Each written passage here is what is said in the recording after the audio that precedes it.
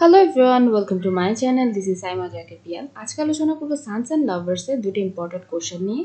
একটা হচ্ছে father and San relationship, আর একটা হচ্ছে এই ফাদার ওয়াল্টার মোরেল নিয়ে। তাহলে স্টার্ট করি। আমরা জানি যে ডিএইচ লরেন্স খুবই ফেমাস একজন নোবেলিস্ট ছিলেন 20th সেঞ্চুরির, এবং তিনি দেখা যাচ্ছে কি অনেক বেশি ফেমাস ছিল as a poet, artist, painter, critic এরকম। তারপর সানস অ্যান্ড লাভার্স তার খুবই আমরা বলতে পারি ইজ এ কিন and careful psychological study on human nature in it's various aspects, এবং এটা হিউম্যান সাইকোলজির উপরে খুবই মানে বেস করে লেখা। তো এটা দেখা যাচ্ছে কি অনেক ফেমাস ছিল তার ওয়ার্কটা।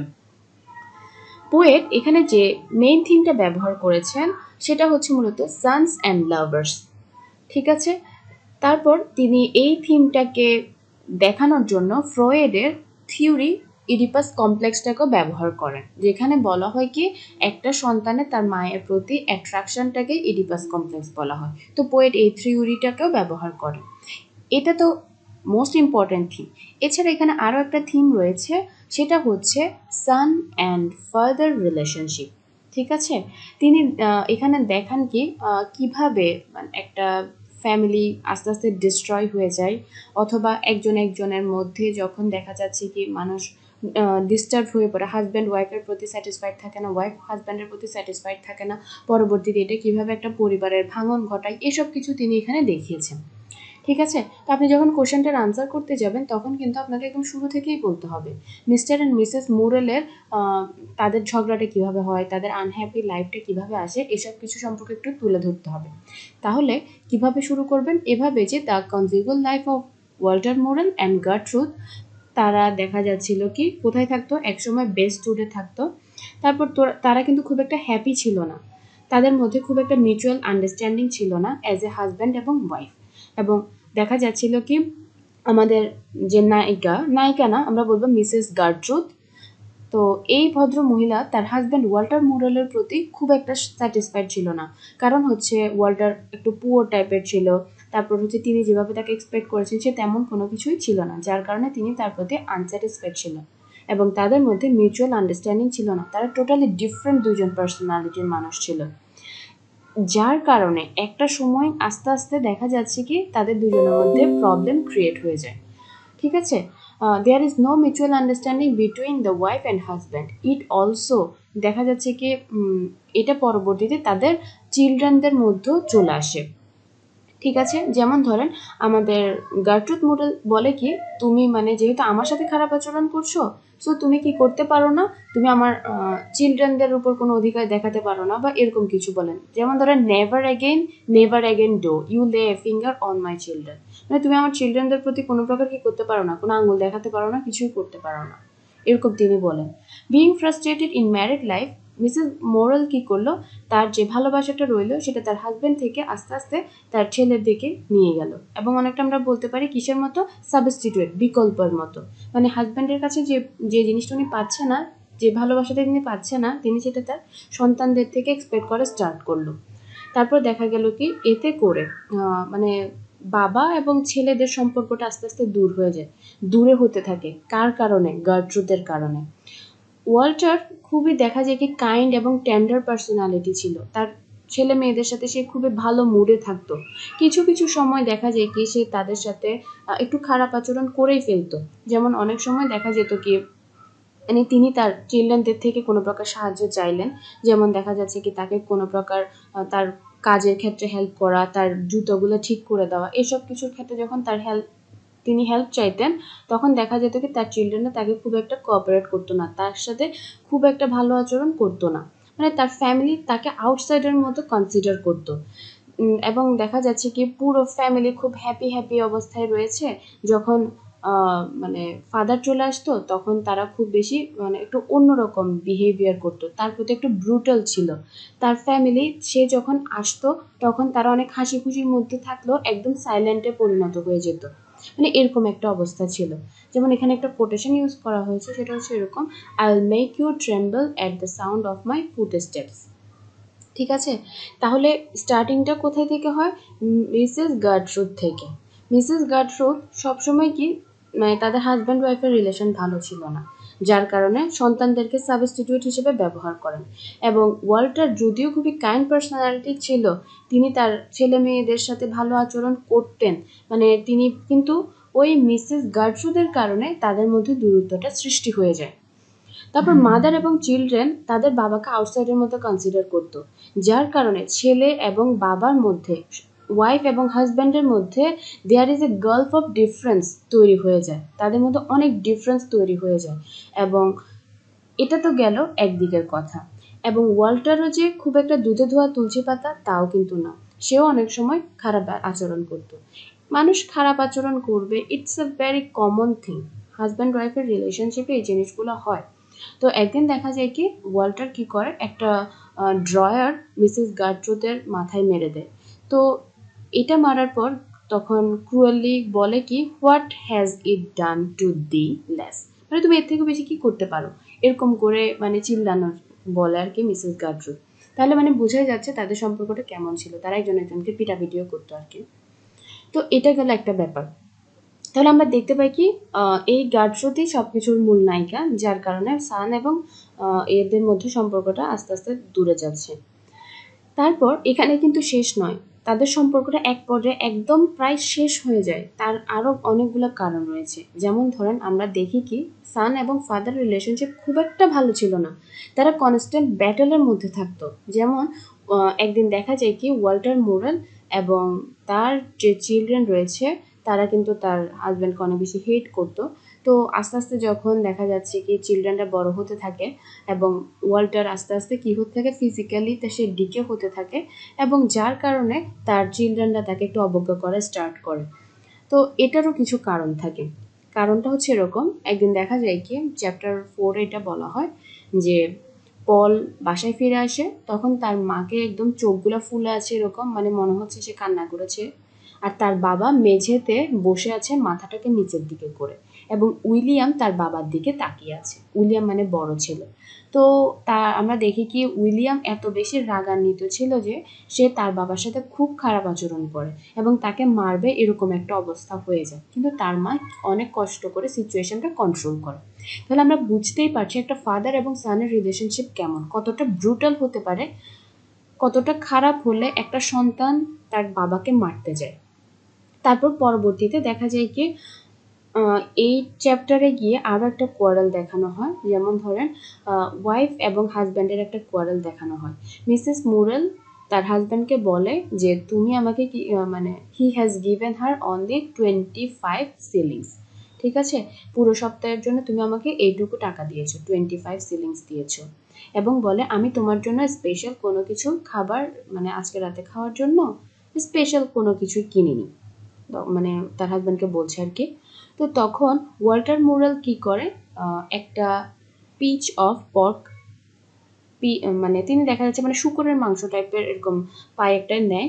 তো এটা নেওয়ার পর মিসেস মোরেল বলে কি এটা আমাদের ছেলে পলের জন্য, এটা তোমার জন্য নেওয়া হয়নি। তো তখন ওয়াল্টার মোরেল সেটাকে আগুনে ছুঁড়ে ফেলে দেয়। তো তখন দেখা যাচ্ছে কি পল খুবই রাগান্বিত হয়ে উঠে আসে, বলে কি ওই খাবারটা আমার ছিল, তুমি কেন ওটাকে ফেলে দিলে। তারপর আমরা দেখি কি দুজন বাবা এবং সন্তানের মধ্যে একটা কি হয়ে যায়, ঝগড়া লেগে যায় এবং তারা প্রায় মারামারি লেগে যাবে এরকম একটা অবস্থা। তাহলে ফাদার এবং son relationship in Sons and Lovers is very bitter. Thus the above study shows that the moral son, মানে এই যে বাবা এবং ছেলের সম্পর্কটা খারাপ হওয়ার পেছনের মূল নায়িকা কে ছিল, তাদের মা। In fact we find Walter as a man broken by and, মানে তিনি দেখা যাচ্ছে কি তিনি একদম ব্রোকেন হয়ে গিয়েছিল। তারও কিছু কারণ ছিল, তিনি মূলত যে ব্রুটাল ইন্ডাস্ট্রিয়াল সিস্টেম ছিল এবং ডমিনেটিং অথবা ডিমান্ডিং ওয়াইফ, এসব কিছুর কারণে তিনি একদম ব্রোকেন হয়ে গিয়েছিল। এটাই হলো ওভারঅল আনসার। আশা করি ব্যাপারটা বুঝতে পেরেছেন।